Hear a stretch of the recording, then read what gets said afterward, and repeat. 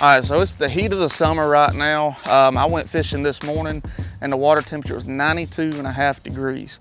And if you know anything about bass fishing, that makes it really tough to get a bite, but it's not impossible. Something that I've been doing lately, probably the last couple years really, in the heat of the summer, is worming a squarebill crankbait. That sounds kind of weird, but hang with me and I'll explain to you kind of what I'm doing.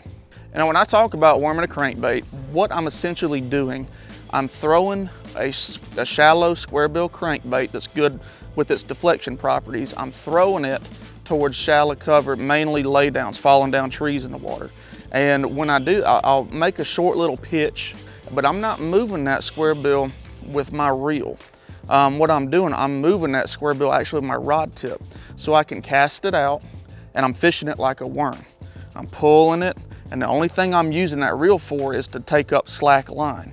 So what this helps the crankbait do, it helps it come through those laydowns, and then when you pause to reel up your slack line, it rises up and gets away from that cover so you don't get snagged.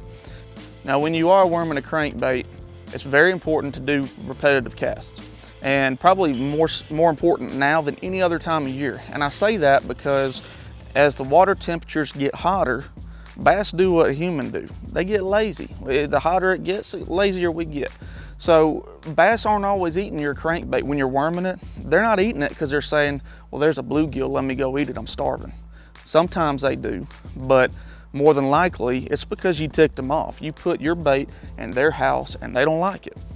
And when you're worming a squarebill, I kind of liken it to the kid when you were growing up, the little annoying kid that would poke his finger right in your face. I'm not touching you, I'm not touching you. Eventually you get irritated and you swat his hand away. I think really that's what worming a squarebill rather does.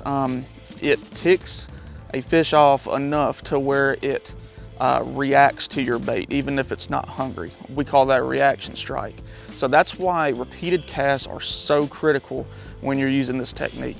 When you run across a laydown, I make 10, 12, 15 casts at it. And I know that sounds stupid, but there's been so many times on my 10th, 11th, or 12th cast, I've caught a 5 or 6 pounder. When the water gets hot and these bass get lethargic and lazy, try worming a squarebill through shallow cover. It's gonna tick them off into biting and it'll produce a lot of good fish for you.